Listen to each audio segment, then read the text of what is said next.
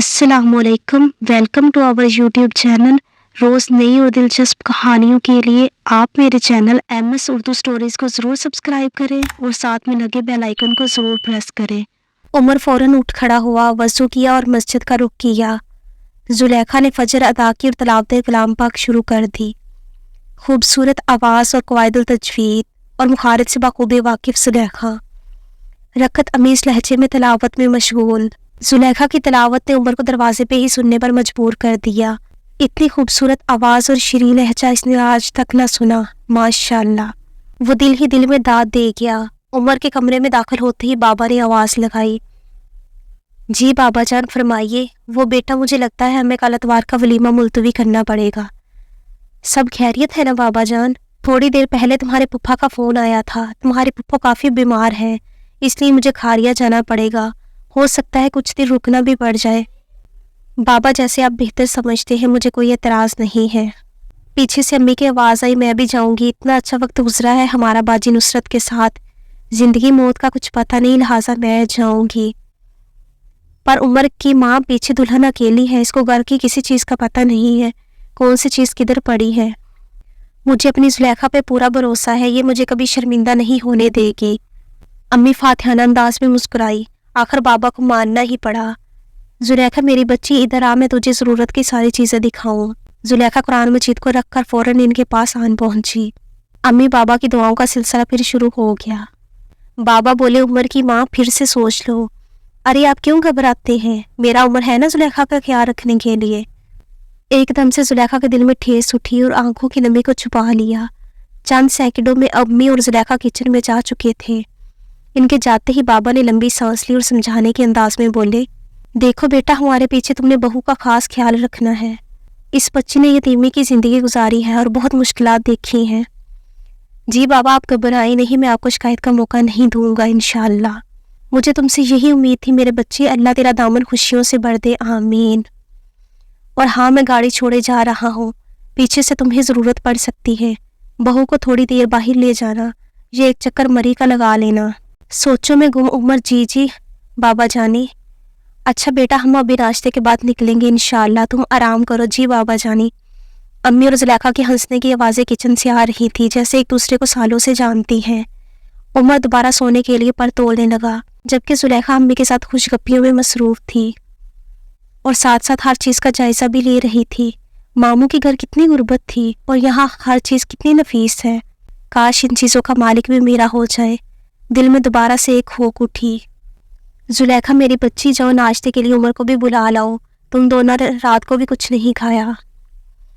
ज़ुलेखा कमरे में आई तो देखा उमर तो ख्वाबी खरगोश के मज़े लूट रहा है।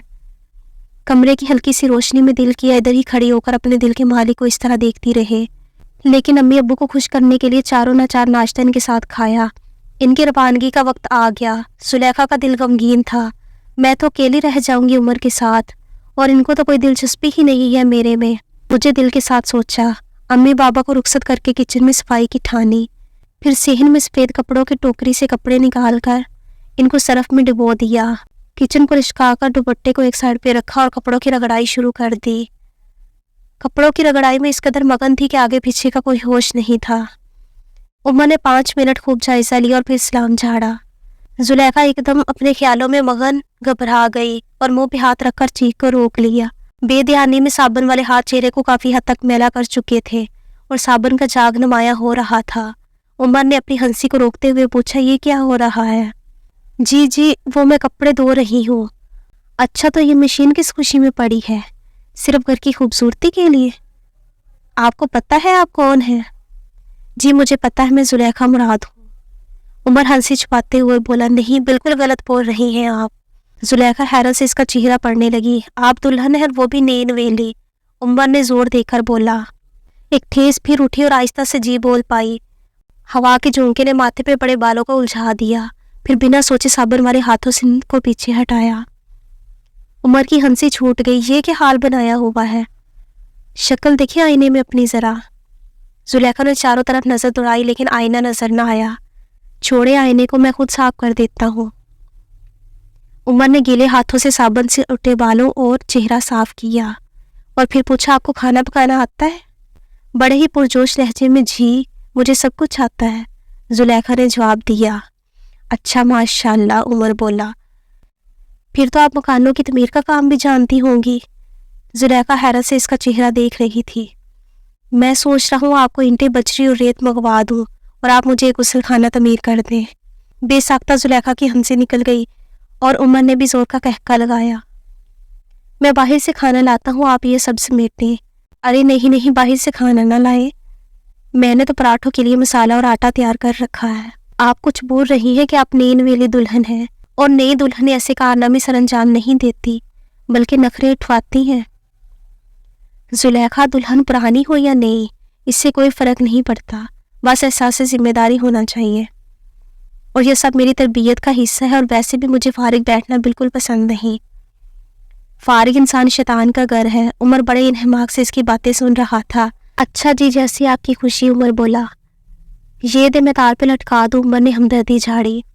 بس میں اچھی طرح کنگال کے لائی۔ زلیخا کا پاؤں ایک دم گیلے فرش پر پھیلے سرف سے پھسلا، جو کہ اس کے 14 طبق روشن کرنے کے لیے کافی تھا۔ عمر نے فوراً آگے بڑھ کر اس کو مضبوطی سے تھام لیا۔ عمر زلیخا کو تھامے ہوئے بولا، سنیں محترمہ، آپ کے یہ شوق میرا کچومر نکال دیں گے۔ اگر کوئی ہڈی پسلی ٹوٹ جاتی تو بابا نے میری ہڈیاں بھی توڑ دینی تھی، لہٰذا ہوش کے ناخن لیں۔ زلیخا ایک دم سنبھلی اور شرمندگی سے بولی، کوشش کروں گی آئندہ شکایت کا موقع نہیں دوں انشاءاللہ۔ جائیں، جا کر کپڑے بدلے، میں یہ سب فارغ کرتا ہوں۔ جی اچھا، زلیخا بولی، اور ہاں سنیں دھیان سے پلیز۔ جی اچھا انشاءاللہ۔ زلیخا کا سانس اوپر کا اوپر اور نیچے کا نیچے تھا۔ کمرے میں آ کر لمبی سانس لی، سوٹ کیس سے سادہ سا فیروزی سوٹ نکالا، شاور لی اور سیدھی کچن میں پراٹھے بنانے لگ گئی۔ باہر دیکھا تو عمر کپڑوں کو پھیلانے کی تگ و دو میں مصروف تھا۔ پراٹھوں کی تیاری کے ساتھ زلیخا دل ہی دل میں ذکر بھی کر رہی تھی، جو کہ اس کی عادت کا حصہ تھا۔ تیار شدہ پراٹھے اور چائے میز پر سجائی اور دھیمے لہجے میں عمر کو پکارا۔ اندر آتے ہی عمر کی نظر زلیخا کے گھٹاؤں جیسے کالے لمبے بالوں پہ پڑی، جن سے پانی کی بوندیں موتیوں کی طرح ٹپک رہی تھی۔ دل ہی دل میں بولا، سانولی تو ضرور ہے لیکن خوبیوں سے بھری ہوئی ہے، ماشاءاللہ۔ آپ بھی آ جائیں، عمر نے پکارا۔ نہیں، میں امی اور بابا کے ساتھ کھا چکی ہوں، میں ذرا کمرہ درست کر لوں۔ ساری چیزیں سمیٹی، بستر درست کیا۔ باہر سے عمر نے پکارا، آئی جی، ادھر بیٹھیں۔ کرسی کھینچ کر سامنے بیٹھ گئی۔ میری طرف دیکھیں، عمر نے نرمی سے پکارا۔ ایک دم سے نظریں اٹھائیں اور پھر فوراً نیچے جھکا لی۔ آپ کھانا کھا چکے ہیں تو میں یہ برتن دھو لوں؟ بڑی مشکل سے پھنسی ہوئی آواز نکالی۔ جی میں کھا چکا ہوں، بہت مزہ آیا ہے، آپ کو شکریہ کے لیے بلایا تھا۔ ظہر کے بعد ہم دامنی کو جائیں گے اور اس کے بعد عصر فیصل مسجد میں انشاءاللہ۔ آپ کبھی آئی ہیں پنڈی پہلے؟ جی کبھی بھی نہیں، میں تو صرف جہلم سے دینہ اور دینہ سے جہلم تک ہی محدود تھی۔ ظہر کے بعد نو بیاہتا جوڑا دامن کوہ کی طرف روانہ تھا۔ گاڑی میں مکمل خاموشی تھی۔ زلیخا پردے میں لپٹی گہری سوچوں میں گم تھی۔ عمر نے خاموشی کو توڑا، آپ بولتی بہت کم ہیں۔ میں بولتی ہوں وقت ضرورت۔ اچھا پھر مجھے 1 سے 100 تک گنتی سنائے۔ جی؟ زلیخا نے سوالیہ نظروں سے عمر کو دیکھا۔ اچھا اگر 100 تک نہیں آتی تو 1 سے 10 تک سنائے، اور پھر 10 سے 1۔ آپ واقعی مجھ سے گنتی سننا چاہتے ہیں؟ زلیخا سراپا احتجاج تھی۔ پھر میں 1 سے 100 تک سناؤں گی، کیونکہ مجھے گنتی آتی ہے۔ زلیخا نے بھی ایک ہی سپیڈ میں ساری سنا ڈالی۔ ابھی اور کچھ سننا ہے آپ نے؟ جی 12 کا پہاڑا سنائے۔ اچھا وہ بھی سن لے، کیا یاد کریں گے؟ ایک ہی سانس میں سارا سنا دیا، جو کہ عمر کو بھی نہیں آتا تھا۔ دونوں دامنے کو پہنچ چکے تھے، گہرے سرسبز اور سفید رنگ کے درخت، ناہموار زمین، پھر دونوں ایک کونے میں جا بیٹھے۔ عمر نے سوال داغا، آپ کہاں تک پڑھی ہیں اور شادی سے پہلے کیا مصروفیت تھی؟ پرائیویٹ BA کیا ہے، مدرسے میں قرآن اور گھر میں ٹیوشن پڑھاتی تھی۔ آپ کے والدین کو کیا ہوا تھا؟ میں 2 سال کی تھی تو ایکسیڈنٹ میں انتقال کر گئے، اور پھر میرے ماموں نے میری کفالت کی ذمہ داری لے لی۔ بچپن سے آج تک غربت کے باوجود دونوں نے دین کو نہیں چھوڑا اور دینی تربیت کی، الحمدللہ۔ زلیخا بول رہی تھی اور عمر پوری توجہ سے اس کو سن رہا تھا۔ شاعری پسند کرتی ہو؟ جی۔ پھر سناؤ کچھ۔ نگاہیں میرے گرد آلود چہرے پہ ہیں دنیا کی، جو پوشیدہ ہے باطن میں وہ جوہر کون دیکھے گا؟ یہاں تو سنگ مرمر کی چمک پہ لوگ مرتے ہیں، میرے کچے مکان تیرا کھلا در کون دیکھے گا؟ واہ واہ، ہم ہیں نا آپ کا کھلا در دیکھنے کے لیے۔ عمر نے زور سے کہکا لگایا۔ میں آپ کو ایک شعر سناتا ہوں۔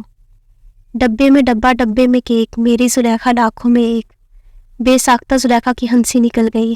سنے آپ کو میرا سامنا رنگ پسند نہیں ہے اور میں یہ کل ہی جان گئی تھی۔